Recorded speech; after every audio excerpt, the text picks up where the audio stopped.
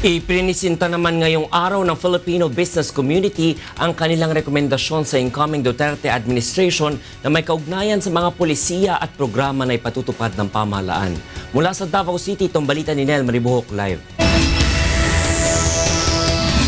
Nel, ano yung mga pinisinta nilang kailangan pagtuunan ng pansin ng Duterte administration? Attorney Regine nga, no, sa ikalawang araw ng Business Leaders Meeting kasama yung mga miyembro ng gabinete ni President-elect Rodrigo Duterte, na ilatag nga ng Filipino business community yung kanilang mga rekomendasyon.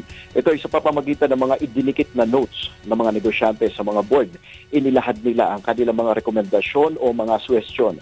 Kabilang dito ang mas mabilis na proseso ng pagkuha ng business permit, pagsusulong na responsableng pagmimina, mabilis na internet service, pagpapabuti ng transport network at mga airport terminal.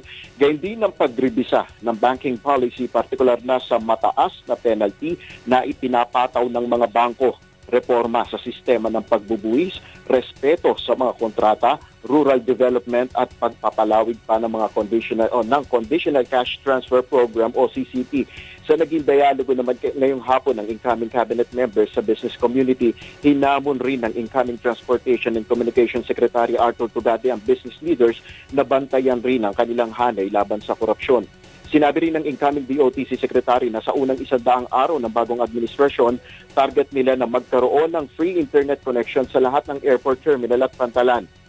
Gayon din ang pagkakaroon ng isang sentralisadong traffic regulation sa buong bansa.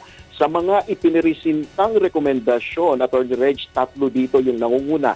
Una dito yung comprehensive tax reform, yung pagkakaroon ng national ID system at ease of doing business. At pang-apat, itong improvement of internet and telecommunication services, kung saan sa harap ni President-elect Duterte, inirekomenda o sinuwestiyon ng business community na alisin na itong mga congressional franchises, kung saan dadaan pa sa Kongreso yung pagkuha ng mga prangkisa, partikular na ng mga radio and TV networks. Yun yung mga pangunahing inirekomenda.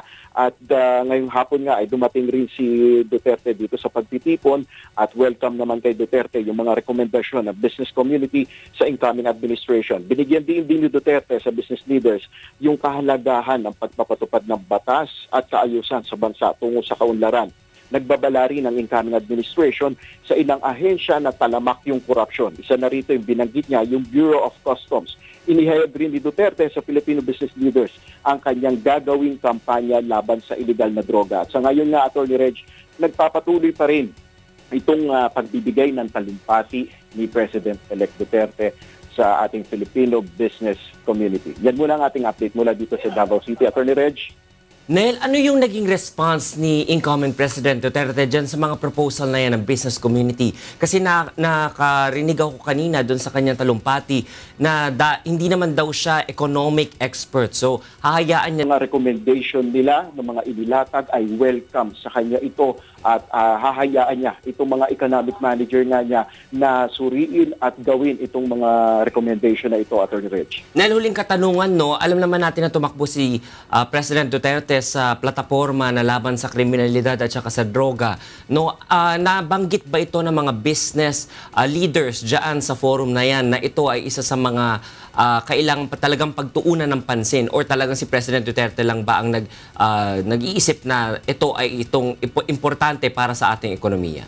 Binasa natin yung mga notes and yung mga recommendation ng business community, ano, at nakalagay din doon, concerned din sila doon sa law and order, sa mga criminality, at kanina nga ay nabanggit din itong mga kidnap for ransom group, yung pag-aalala nila na mag-invest dito sa Mindanao. Nabanggit din yan, na-erase din yan kanina ng ilang business leaders, ano. So sa ngayon ay binibigyan din nga ni Duterte yung kanyang gagawing paglaban sa kriminalidad at itong kanyang gagawing pagsugpo sa korupsyon at sa illegal na droga, Attorney Reg.